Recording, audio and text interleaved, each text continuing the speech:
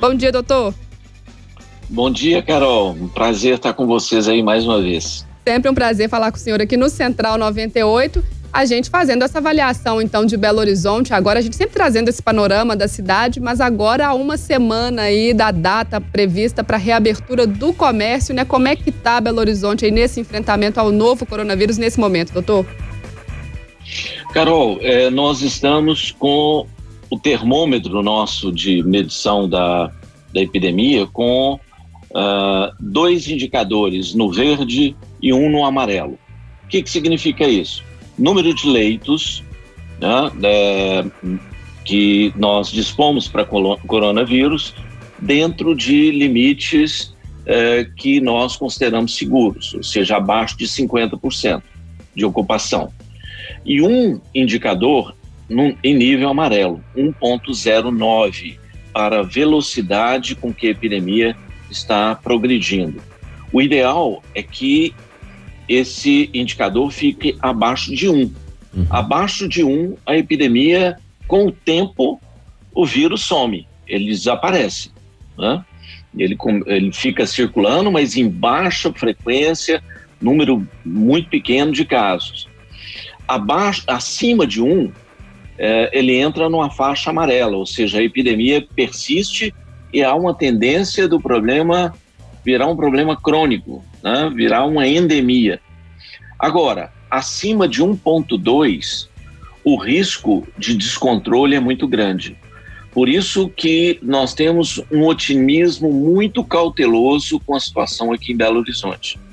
Não dá para sair fazendo flexibilização sem critérios. E esse período está sendo de discutir os critérios com cada setor do comércio, com cada área de Belo Horizonte, sobre a maneira segura de se flexibilizar e de nós convivermos com esse que tem sido chamado de um novo normal. Doutor, bom dia, João Henrique do Vale, prazer falar com você novamente.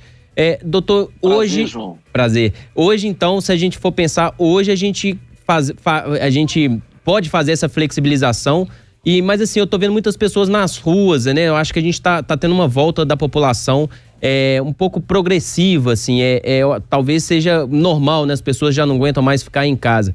Há esse risco de até na próxima semana a gente mudar esse status?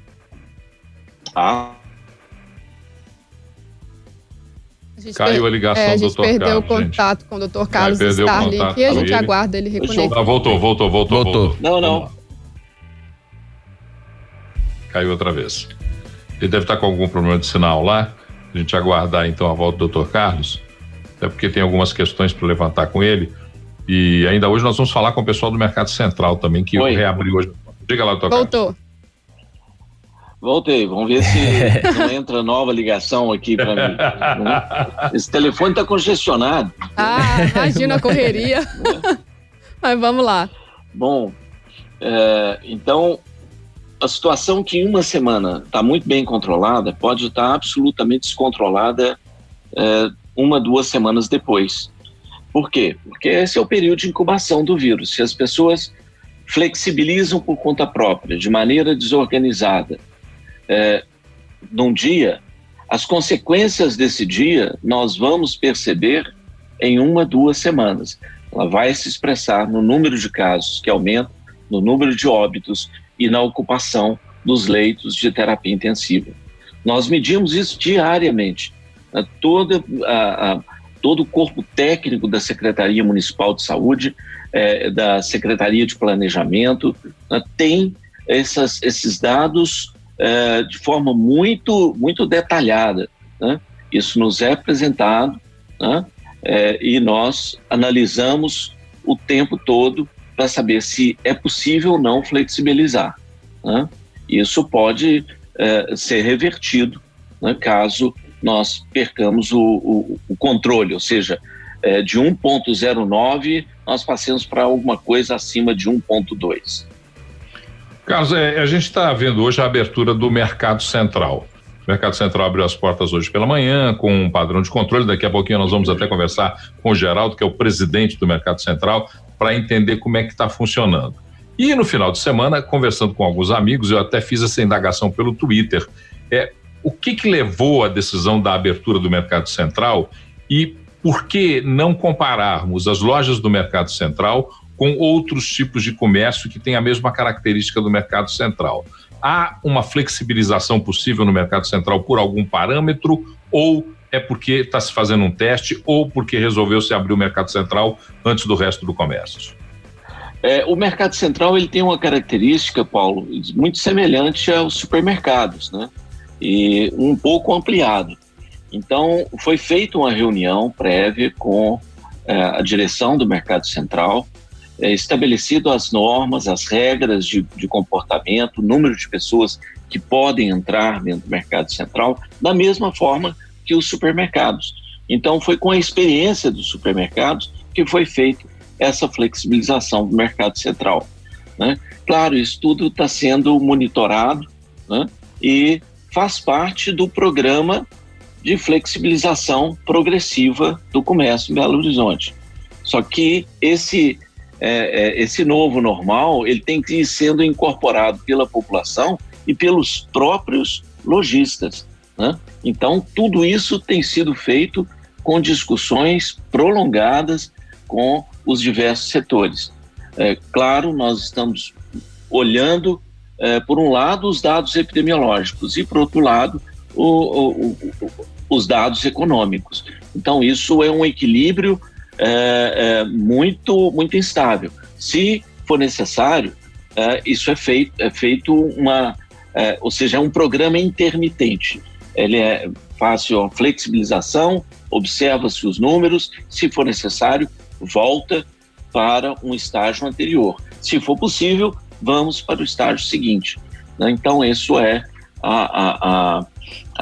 essa é a estratégia. Nós estamos de olho também, né, no que está acontecendo em São Paulo, Rio, né, Fortaleza, ou seja, outras capitais, e o que está acontecendo no interior.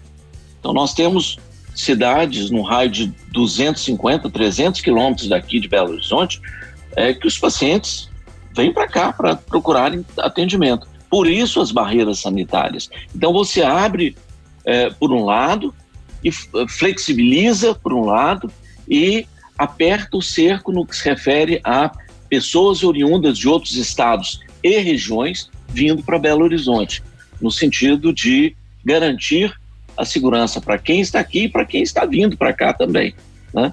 Para que elas sejam orientadas para não saírem, né, sem uma proteção adequada e acabarem por contaminar e várias outras pessoas. Lembrando que uma pessoa, às vezes, infecta 2, 3, 4, até 10 pessoas. Doutor Carlos, começando hoje também, então, essas barreiras sanitárias em Belo Horizonte, né?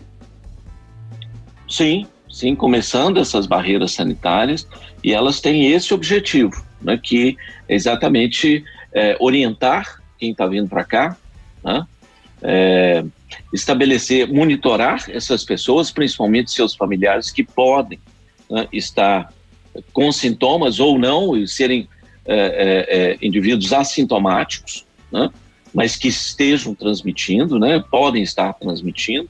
Então, essas pessoas têm que ser orientadas e monitoradas pela vigilância epidemiológica.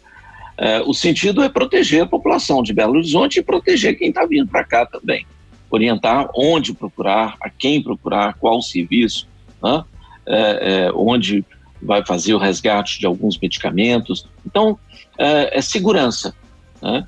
É complexo porque é um problema que nós nunca vivemos antes, né? Dessa maneira, né? É algo inédito, então nós estamos aprendendo também. Aprendendo com a experiência da China, da Itália, dos Estados Unidos, com dados epidemiológicos desses países e nossos, né, com o que vem acontecendo, como eu disse, em outras regiões do país. Doutor, como é que tá aqueles testes em massa aqui em Belo Horizonte? Já foram iniciados? O que a gente já tem de informações sobre isso? Eles devem ser iniciados essa semana, com a coordenação da Secretaria Municipal de Saúde, né, do Dr. Jackson Pinto, né?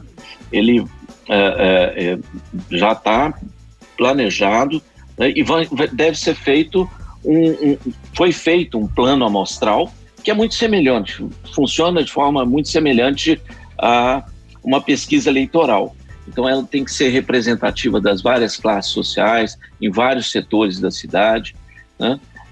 Então, isso não é feito de maneira aleatória, né? É feito de forma planejada e deve ser feito também uma sequência desses testes, uma vez por semana, uma vez a cada 10 dias, né? É uma maneira de nós irmos medindo o grau de imunidade da população ao longo do tempo. Isso ajuda no processo de flexibilização, né? E dá mais segurança para que as medidas sejam tomadas com base em princípios científicos. Aí, Dr. Carlos Starling, infectologista do Comitê de Enfrentamento à Pandemia da Covid-19 aqui na capital, trazendo para a gente esse panorama. Muito obrigada por esse tempinho mais uma vez para conversar com a gente. A gente espera aí dar boas notícias nos próximos dias, nas próximas semanas, em relação a essa flexibilização, contando sempre com o apoio da população. Muito obrigada, doutor Carlos. Um prazer enorme, Carol. Um grande abraço para o João e para o Paulo. Abraço. Para você e para todos os seus ouvintes. Muito obrigada. Ótimo dia para o senhor.